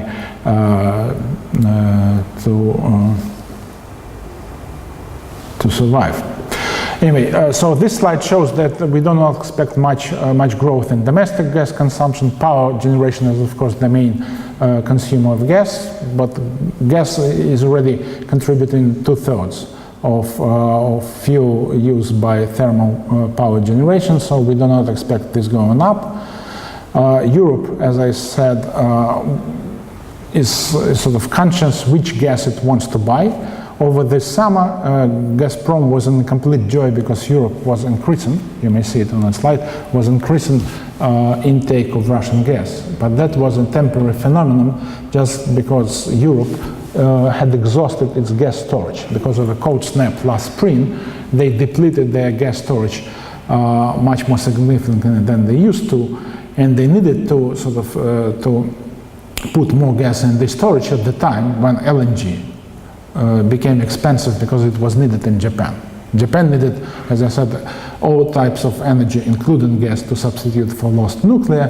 So that's why Japan was prepared to pay high price for liquefied natural gas, and Europe just didn't want to compete. So they took Russian gas, but as I say, that's a temporary phenomenon. It's even more telling what happened to Russian gas in the CIS, so in former Soviet Union. You may see that basically gas imports by these countries, particularly by Ukraine, almost collapsed. And Ukraine has plans to reduce gas intake even further, which brings me back to the notion that if this market will continue to decline for Russian gas, basically for Gazprom will have to look at other markets than CIS if they want to increase production. Okay, I mean, that's just a slide which shows you relative importance of Gazprom to other independent producers. You see that Gazprom dwarfs them, but they are growing much more actively. Actually, last year, as I said, Gazprom reduced production, and the champion of growth were Lukoil and Bashneft, which were growing gas production by 8% and 22% respectively. Why actually this happened is that because in the past, basically people had difficulties in distinguishing between Gazprom and the Russian government. Basically, people thought that the Russian government would do anything Gazprom would like. And up to a point that was true, almost true. But the situation has changed. The government supports development of independent gas producers, partially through utilization of associated gas. The government wants more associated gas to be utilized, and as you may see on this slide, utilization does go up. But this means that the government should ensure that independent gas producers, or all companies in this case, have access to Gazprom-owned pipelines. Otherwise, they would not be able to sell this gas. And that's, I have to give credit to the government, that what has been changing. It's not ideal at the moment, but still I see a trend, sort of access to Gazprom-owned pipelines for independent gas producers improves. This one has skip. So these are two changes. The government supports independent producers. The government increases utilization of associated gas. Another change is a price freeze coming next year. On this slide, you may see that gas prices in Russia had increased 7-fold over the last decade. Again, they're not very high by international standards. You may see that Russia, let me find it. Here it is. Yeah. It's still in the bottom half, according to the International Gas Union price survey. But let's not forget that only a few years ago, Russia was there, where Turkmenistan currently was. So the price in Russia was very low. By increasing 7-fold, it's already pretty high, at least by Russian standards. That's exactly why Russian gas consumers have started to knock on the doors of government offices and said, you know, we can't bear this anymore. If you care about us, you need to do something. And that's why the government basically canceled a 15% increase in domestic gas prices that was scheduled for 2014. So that's another change for Gazprom. Prices do not grow. Even more changes are coming from the government corner. The government has started to establish mineral extraction royalty taxes for Gazprom at a discriminating level relative to independent gas producers. That's what is shown on this slide. So government openly, explicitly discriminates Gazprom in terms of taxation. And that's exactly my point, is that the life of Gazprom is changing. I mean, the government is clearly sending signals that it will not agree to monopoly-driven increases in domestic gas prices. It thinks that it may allow to tax Gazprom at a higher rate than independent producers. It sort of eases access of third-party producers to Gazprom-owned pipelines. All these sort of changes domestic situation for Gazprom, and on the export market, as you know, there is pressure coming from the European Commission. So basically, I do think that this situation of sort of Gazprom being a pretty much sustainable company will require some changes. It may remain a sustainable company, but it will have to adjust to changes on international markets. And I guess, yeah, I'll skip all this. And let me stop here, otherwise we will not have time for questions and answers. Okay, I'm done. Thank you very much. Time for questions. If anybody still has any video. Thanks very much for fantastic presentation, like lots of food for thought. Actually, if you can bring us back to the slide where you have carbon emissions for OECD and non-OECD countries. It was just before we switched on to the forecasts for 2030. Basically, I was putting down some notes, but basically there was a slide where the carbon emissions for OECD countries is pretty flat over the last 30 or something years. And whereas carbon emissions increase for non-OECD countries. And basically, I find that slide pretty confusing, to be honest, because This one, no? That's one. The one, the previous one. Basically, So basically, so it's 30 years, right? And global emissions from energy use, OECD, more or less constant. And what it means, well, what it tells me basically, one interpretation is that there is no increase in the production process, however, like energy efficiency of the production process OECD, which is not likely, right?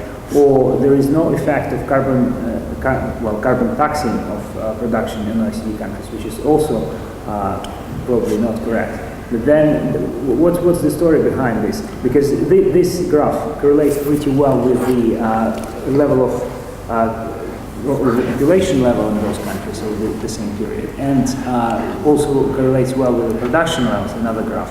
So maybe, I thought like maybe the answer to this question is that OECD countries, in fact, are more efficient in the production, energy efficient in the production process, so they generate less emissions, carbon emissions, but they trade them off with other countries. Or I don't know, so it's like I thought about the answer, but this is the only one I can think of. But Okay, there are several things to mention in this respect. One is sort of, where it is. Basically, if you recall a slide about industrialization of various countries, again, this constant level of carbon emission in OECD looks pretty similar to basically primary energy consumption there. So actually, first thing to mention is that primary energy consumption in OECD was much more flat, particularly compared to non-OECD. That's one thing, because we are measuring emissions from energy production, energy consumption. Another thing to mention is that that's why it was flat. In recent years, as you see, it started to decline. That's just because basically growth in efficiency there has more than offset growth in energy consumption. Because basically you consume more energy, but you use it more efficiently. But it was not happening. Basically it's also a matter of sort of visibility. There was actually some growth. So basically over these years, growth in energy consumption in OECD was exceeding growth in energy efficiency. Only in recent years, when basically primary energy consumption started to decline, as I told you, it started to decline over the last 5 years, that we see that emissions coming from the developed world have started to decline. That's basically a function of primary energy consumption. But that's only the story of the last 5 years, effectively. And before that, no, there was some growth here and then, but again, relative to non-OECD, it's flat. Yeah. In recent years, as I said, again, I told you that for instance, last year, gas was substituted for coal in the US. Basically here, yeah, here you may see it. But you may see that this decline in emission in the US more than offset. Yeah. And basically it was higher than EU, and it offset a lot of growth in other European. For instance, it completely offset increase in carbon emissions in Japan. In Japan, carbon emissions went up last year because of coal and gas substitution for nuclear. But I mean, this decline in the US allowed to offset all this. But anyway, if we look at long-term trends, it's basically a function of primary energy consumption. So, because there are two contributing factors: how much primary energy you need relative to your economic growth, and then the fuel mix. And if you, again, I mean, I mentioned only decline in primary energy consumption was not completely fair. Of course, growth in renewables also contributed. It started over this period, and in OECD, it is a contributing factor to decline in energy intensity and hence carbon emissions. My point was that it could have been much bigger if not for this policy mismatch in Europe. Thank you. Question?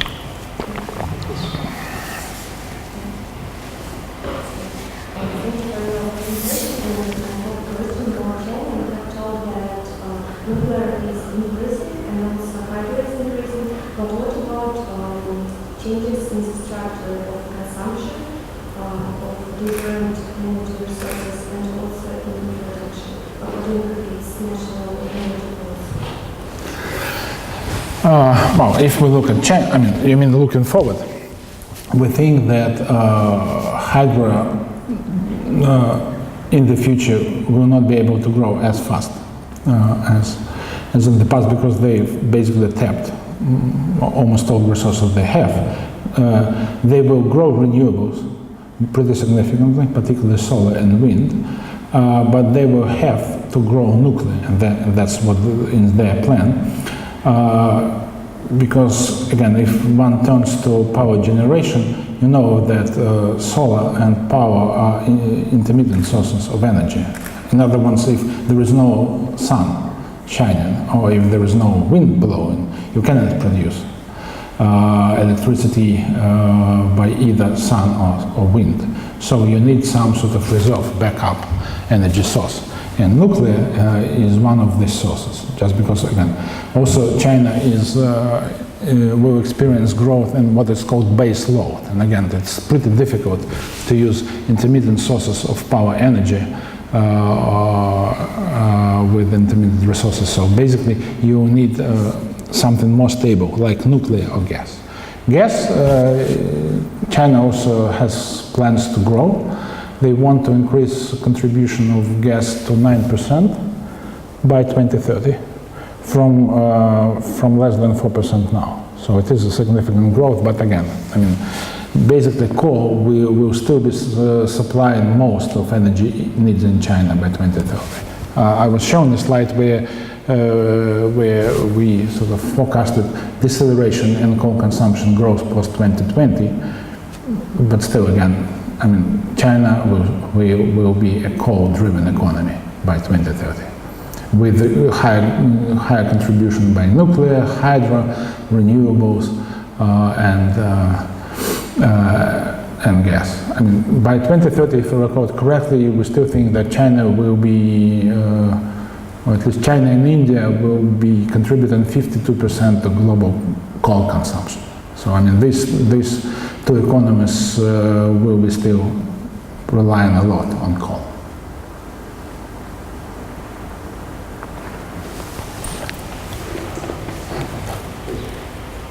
Thank you for your presentation. I'd like you to talk a little bit about Russia's ability to compete for market share in this growth in natural gas in China. Are Russian companies going to be able to produce gas from the Eastern Siberian fields and actually in time to take in sort of the market share that's going to be in this 5-6% growth in China?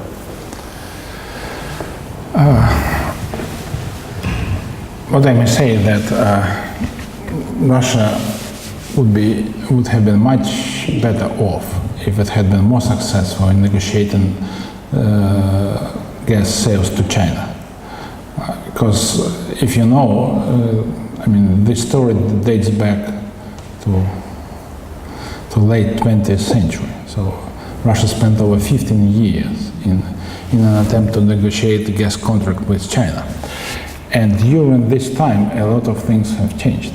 China, for instance, successfully developed gas inputs from Turkmenistan. And basically, Central Asian gas has closed a lot of room which would have been potentially available for Russian gas. Because originally, Russia wanted to export gas to China via two routes, the western route, Altai pipeline, and the eastern route. And by now, nobody speaks about western route. Because after China signed an agreement, well, a stream of agreements with Turkmenistan to purchase close to 60 billion cubic meters a year from that country, Russian gas, so the Chinese lost any interest in purchasing Russian gas in the West. In the East, it still makes sense because basically there Russian gas will be competing with LNG. So which of course makes it clear that a lot will depend on what LNG price will be in Asia. At the moment, LNG prices in Asia are the highest in the world, and Russian gas looks very competitive. But if you're aware, the Chinese are in no rush to agree to to the price that Russia offers for its pipeline gas. And why? Just because Chinese are aware that a lot of new developments are likely to happen on LNG markets in the years to come. And as you say, by the time Russian gas might physically start flowing to China, China might have cheaper options to buy gas.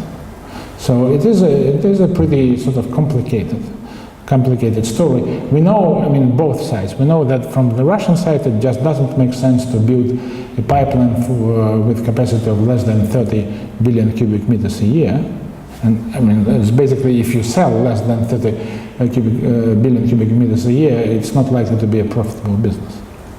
From the China side, they see that before the recent price reforms, their importing companies had been experiencing losses on purchases of even Turkmen gas.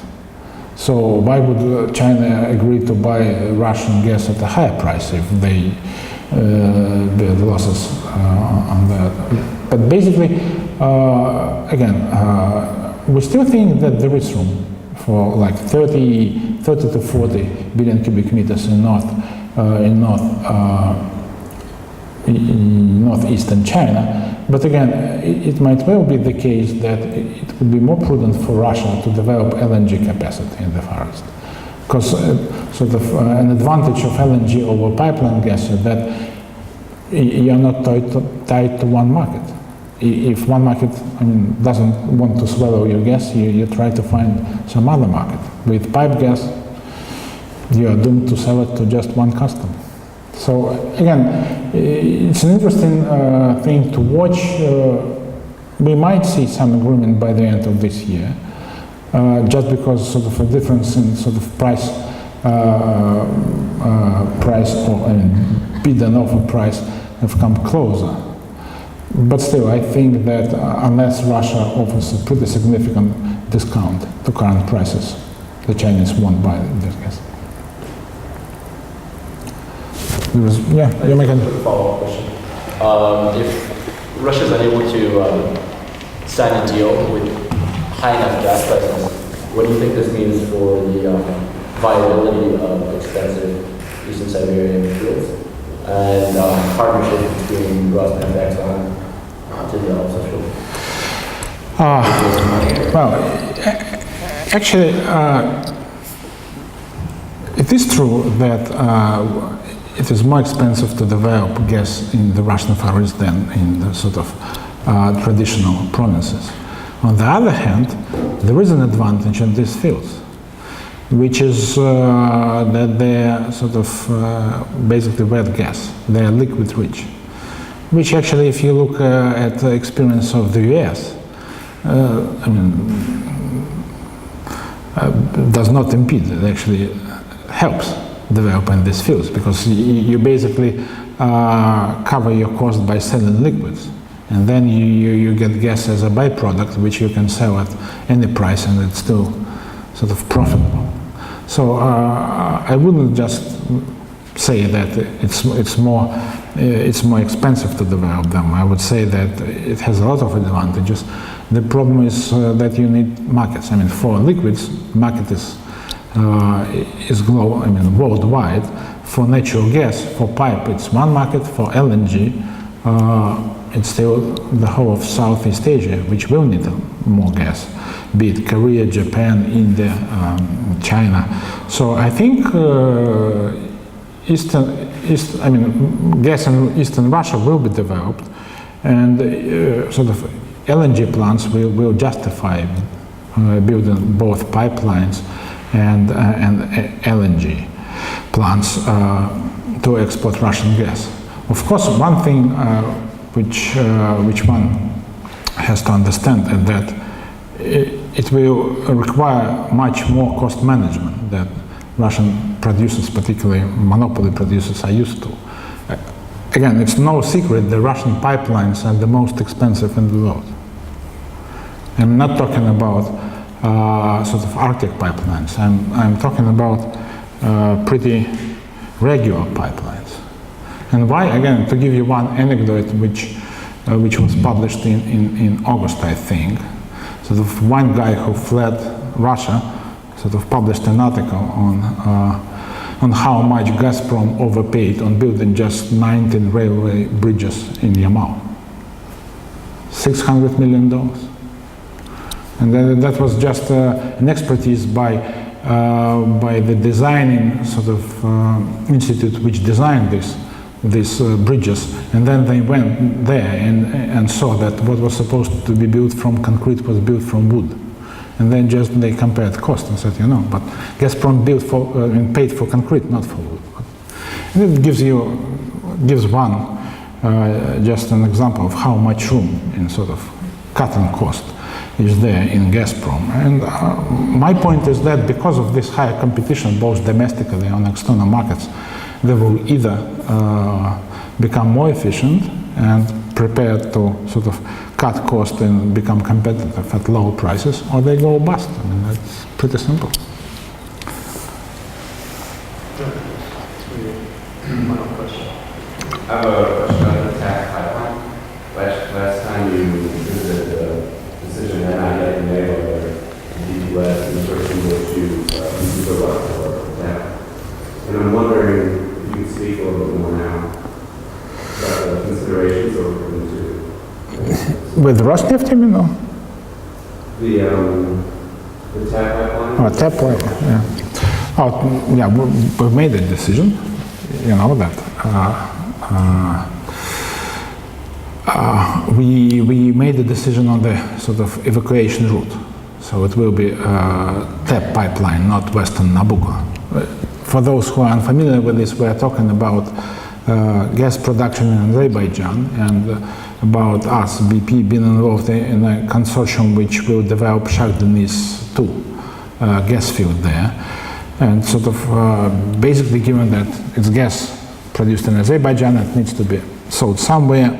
We opted for Europe, and in Europe we had an option between going through the Balkans and Central Europe to Austria or to Italy, and these were two competent pipelines. One was originally called Nabucco, then Western Nabucco, and another one is called TAP, Trans-Anatolian Adriatic Pipeline, Trans-Adriatic Pipeline, and basically we opted for the latter one. So we will sell our gas in Italy. But again, I'll be able to say even more next year because we haven't taken the final investment decision on Shah Deniz yet.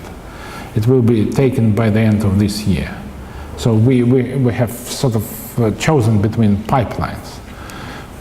But the next thing is just to agree that this gas field will get developed at all. because if we don't take an investment decision, this gas will not be produced, and then it will not make sense to speak even of tap.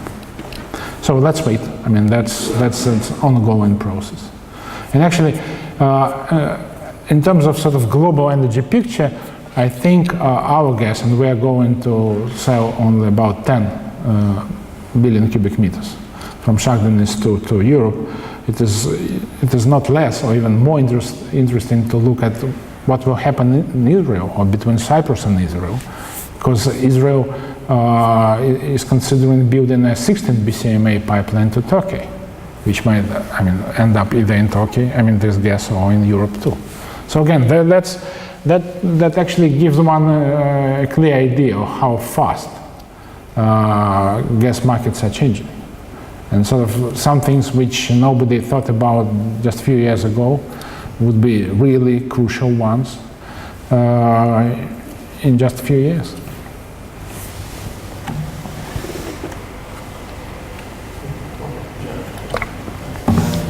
So again, thank you for a very interesting talk. Very interesting. You mentioned that Gazprom is set to remain dependent on the European market, and that it's making competitive moves as we switch to spot pricing. Do you think there is any chance that Gazprom will also switch to spot pricing anytime in the next 5 or 10 years? And also, you mentioned the predictions for oil prices sort of post-2020, they won't continue to be as high as they are now. And combined with high LNG prices in Asia, do you think that oil index and spot prices in Europe could actually converge again post-2020, and that this could affect the balance between GDP sources? Yeah, thank you for this question, because it is an interesting dynamics to observe. Let me mention a few things. First, it is not absolutely correct to say that Gazprom sells its gas in Europe only at oil index prices, although I admit I was saying this myself. Actually, Gazprom has been selling close to 7-8% of its gas in Europe at spot prices for the last 5-6 years. And perhaps I've mentioned this in my previous presentations here. It's very easy to capture. You just open the customs book statistics in Russia and look for the line which sells gas exports to the UK. And that's exactly the gas which is not sold in the UK, because there is no technical sort of capacity to sell Russian gas in the UK. At least not so far, before Gazprom builds a fourth leg of Nord Stream to the UK. But anyway, so at the moment, what this is gas that Gazprom exports, sells to Gazprom Marketing and Trading, which in its turn, of course, sells this gas at gas hubs in Europe. And the only price which exists on gas hubs in Europe is spot one. So basically, looking from Gazprom at all of this, okay, Gazprom at the moment sells 93% with oil indexation and 7% at sort of spot prices. Okay, let's look what happens. If oil price goes below, I mean, it goes down, and then sort of oil index prices become lower than spot prices, fine.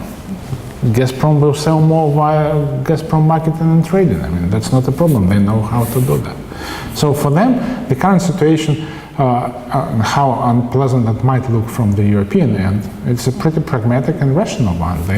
As long as somebody is prepared to pay oil index price, they sell at this price. Not prepared, they are prepared to sell at spot price. And actually, speaking of Nord Stream 3 and 4, actually extending Nord Stream to the UK, I mean, for me, it's a clear indication that Gazprom is prepared to sell gas at spot prices, because there are no other prices in the UK other than spot. Thank you very much, Vladimir, for your comprehensive presentation. Thank you for your patience. Thank you.